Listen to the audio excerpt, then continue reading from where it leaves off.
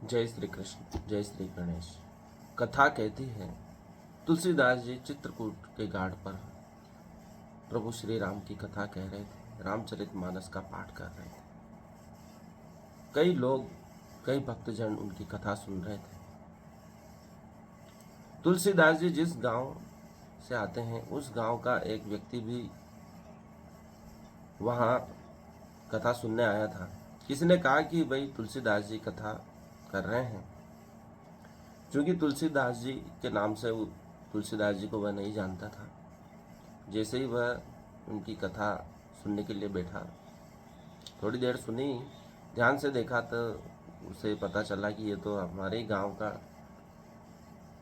बालक था जो इतना बड़ा हो गया है।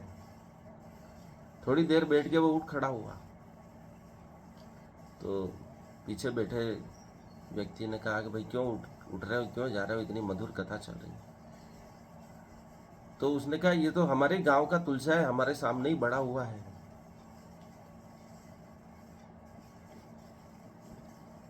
इसकी कथा मैं जानता हूँ, ये कैसे बड़ा हुआ, क्या करता था, इसकी क्या कथा सुननी है।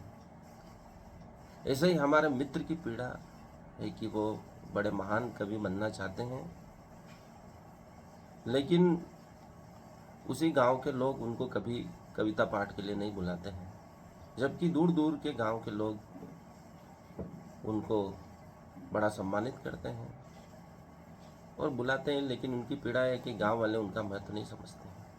वैसे ही एक कथाकार को दूसरे गांव में बड़ी संख्या में लोग सुनने आते हैं, लेकिन एक व्यक्ति कथा कराने के लिए उनके गांव में उनको आमंत्रित करने गया तो देखा कि वो 2-4 लोगों को ही बैठकर कथा सुना रहे हैं। यह पीड़ा पूरे मानव समाज की है कि हम जहाँ रहते हैं, जहाँ बड़े हुए हैं, वहाँ के लोग हमारे महत्व नहीं समझते हैं। लेकिन हमें अपने प्रयास नहीं छोड़ना है, क्योंकि किसी को कुछ नहीं करना है, बस एक दूसरे के माथे आना है, दोष देना है। हम एक दूसरे को दोष देकर आगे नहीं बढ़ सकते। हमें अपने प्रयास करने हो, जहाँ हमारी उन्नति हो हमें वहाँ जाना होगा।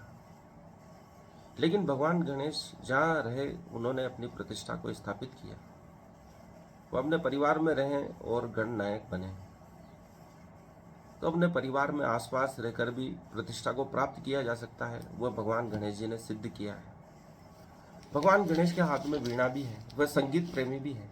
यह उनकी एक उच्च कोटि कला का परिमाण है, परिणाम है कि वे हर क्षेत्र में अपनी बुद्धिमत्ता का परिचय देकर उसमें महारत हासिल कर सकते हैं, किए हैं। रिद्धि सिद्धि उनकी पत्नियां हैं। लेकिन आज एआई के युग में, बीते वर्षों में संगीत की दुनिया ने जितनी तेजी से रूप बदला है, वह केवल रागों और वाद्य यंत्रों तक सीमित नहीं रहा, बल्कि उसकी आत्मा, प्रस्तुति और श्रोताओं के साथ उसका संबंध भी पूरी तरह परिवर्तित हो गया है। सुरों में समाई मशीन अब साहित्यिक रूपक नहीं, बल्कि वैश्विक संगीत परिदृश्य की ठोस हकीकत बन चुकी है। केवल यह साहित्य की बात नहीं रही, वह हकीकत में एआई हमारे बीच में प्रवेश कर चुका है। आज हम किशोर कुमार नहीं है, लेकिन उनकी आवाज़ में कई गीत सुन सकते हैं, और जो मूल गायक आधुनिक गीत गा रहे हैं, उनसे ज़्यादा वे गीत प्रसिद्ध हो रहे हैं जो किशोर कुमार एआई के रूप में प्रस्तुत कर रहे हैं। पिछले एक दशक में संगीत के क्षेत्र में एआई का जो प्रवेश हुआ है, वह केवल तकनीक तक सीमित नहीं है, बल्कि अब वह संगीत का सक्रिय रचनाकार, विश्लेषक और यहाँ तक कि निष्पादक भी बन गया है। एआई हर क्षेत्र में प्रवेश कर चुका है। संगीत में भी उसकी उपस्थिति सराहनीय है। लोग एआई से रचे हुए गीत भी बहुत अधिक संख्या में सुन रहे हैं, उनसे प्रभावित हो रहे हैं और बार बार ऐसे गीतों को बनाने का प्रयास कर रहे हैं जिनके गायक आज मौजूद ही नहीं है। संगीत केवल स्वर ताल का गणित नहीं है, वह अनुभूति का विज्ञान है। भीमसेन जोशी जब राग दरबारी का आलाप करते हैं तो उसमें केवल सुर ही नहीं होते हैं, उसमें वर्षों की तपस्या, करुणा और आध्यात्मिक ऊर्जा का भी संचार होता है। एक मनुष्य जब गीत गाता है, संगीत का निर्माण करते हैं, तो उसमें वर्षों की तपस्या लगती है। उसमें आध्यात्मिक ऊर्जा का संचार होता है, मानवीय करुणा का समावेश होता है। लेकिन एआई में ऐसा कुछ नहीं होता। वह जो पूरी मनुष्य जाति की मूल भावनाएं हैं किस प्रकार से गाए, उन स्वरों को ही जोड़कर एक नया गीत बना देता है।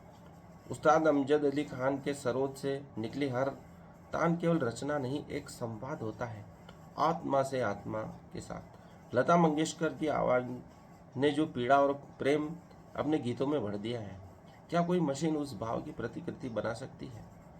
मशीनें सुरों को सटीक बना सकती है, लेकिन वे उन्हें जीवंत नहीं कर सकती, उन गीतों को जिंदा नहीं कर सकती जो मानवीय अनुभूति उन्हें प्रदान करती है।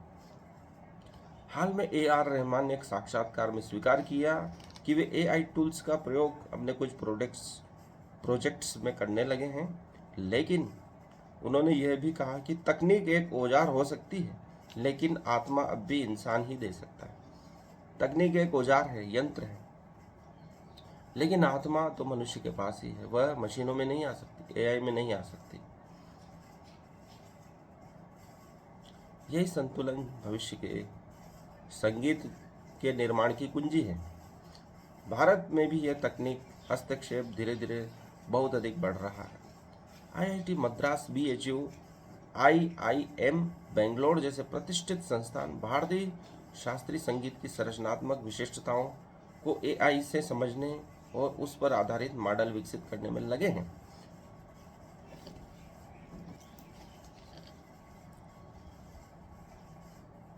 राग रिकॉग्निशन एल्गोरिदम पर शोध हो रहा है। साथ ही सरगम, आइया और तालबाड़ जैसे स्वदेशी टूल्स छात्रों और नवोदित गायकों को सिखाने के लिए रियल टाइम फीडबैक दे रहे हैं। 2016 में डेडीज कार नामक एक पूरा गीत AI के माध्यम से रचा गया, जो बीटल्स की शैली में था।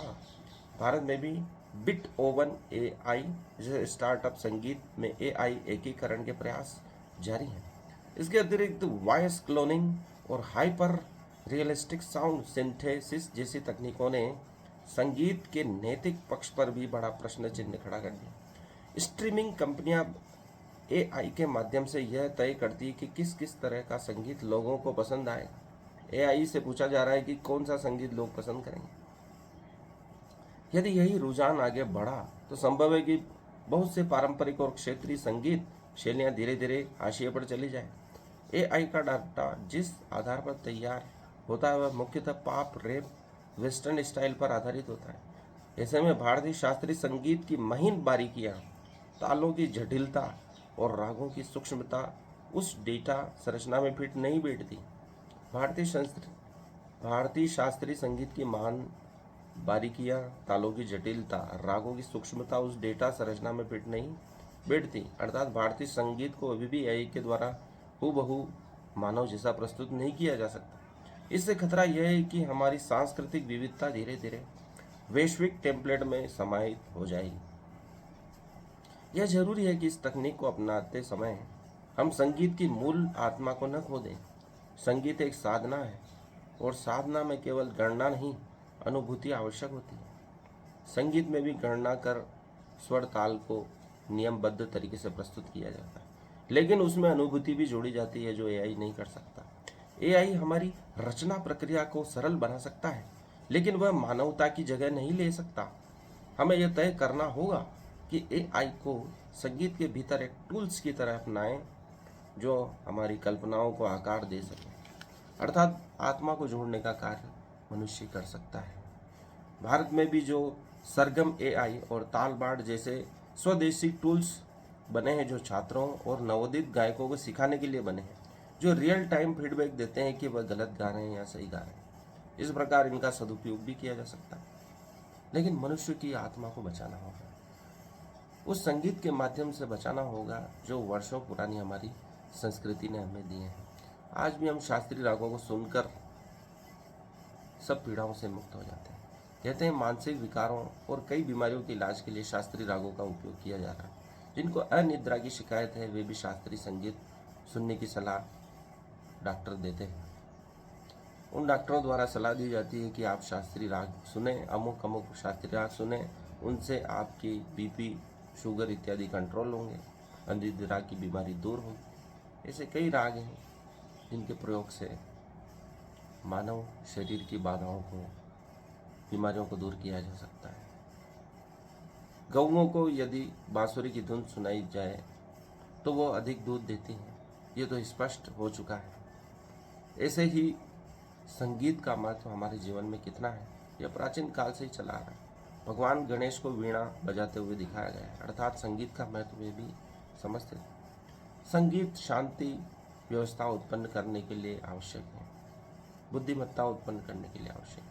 विभिन्न स्वर लहरियाँ हमारे मन मस्तिष्क को आंदोलित करती हैं, क्योंकि पूरा ब्रह्मांड, कहते हैं पाइथागोरस के अनुसार, एक लयबद्ध है, तरंग के आधार पर चल रहा है।